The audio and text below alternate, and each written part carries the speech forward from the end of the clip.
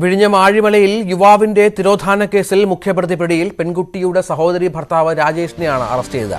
പെൺസുഹൃത്തിനെ കാണാനെത്തിയ കിരണിനെ 3 പേർ ചേർത്ത് തട്ടിക്കൊണ്ടുപോയി മർദ്ദിച്ചു എന്നാണ് കേസ്. വി വിനോദ്,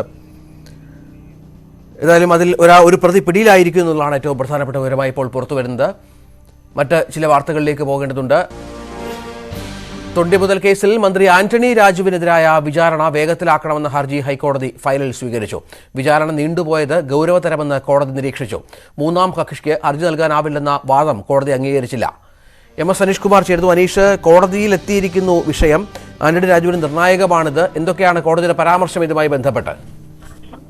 രഞ്ജിത്ത്, മലയാളവേദി ചെയർമാനായ ജോർജ് വെട്ടുകുളമാണ് ഹർജിയുമായി ഹൈക്കോടതിയെ സമീപിച്ചത്. ഈ ഹർജി കോടതി ഫയൽ സ്വീകരിച്ചിരിക്കുന്നു. വിചാരണ നടപടികൾ വേഗത്തിലാക്കണം എന്നാവശ്യപ്പെട്ടാണ് ഹർജി സമർപ്പിച്ചത്. ഈ ഹർജി നാളെ പരിഗണിക്കാനായി മാറ്റിയിട്ടുമുണ്ട്. എന്നാൽ പ്രാഥമികമായി ചില വിലയിരുത്തലുകൾ കോടതിയുടെ ഭാഗത്ത് വിചാരണ നടപടികൾ നീണ്ടുപോയത് ഗൗരവതരമായ കുഴപ്പമാണ് എന്ന് കോടതി പറയുന്നു. ഒപ്പം 3ാം കക്ഷിക്ക് ഹർജിയിൽ കക്ഷി ചേരാനാവില്ല എന്ന വാദം ഉയർത്തിയെങ്കിലും ആ വാദവും കോടതി അംഗീകരിച്ചില്ല. എന്തായാലും നാളെ ഹർജി പരിഗണിക്കുക തന്നെ ചെയ്യും. എന്തായാലും നേരത്തെ വിദേശിയായ ഒരാളെ കേസിലെ തുണ്ടി മുതൽ ഈ കൃത്രിമം കാണിച്ച് എന്ന ഒരു കേസാണ് ആന്റണി രാജുവിനെതിരെ വന്നത്. കഴിഞ്ഞ 16 വർഷമായി ഈ കേസ് പരിഗണിക്കാതെ 22 തവണ മാറ്റിവെക്കുകയും ഒരിക്കൽ പോലും മന്ത്രി കേസിൽ ഹാജരായിട്ടുമില്ല എന്നാണ് ആരോപണം വരുന്നത്. എന്തായാലും ഇതുമായി ബന്ധപ്പെട്ട് വാർത്തകളും വിവാദങ്ങളും ഒക്കെ വന്ന പശ്ചാത്തലത്തിലാണ് ഇത്തരമൊരു ഗൂഢാലോചന ഹർജി പരിഗണിക്കുകയും ആ ഹർജി നാളെ വാദം കേൾക്കാനായി മാറ്റിവെച്ചിരിക്കുകയും ചെയ്യുന്നത്.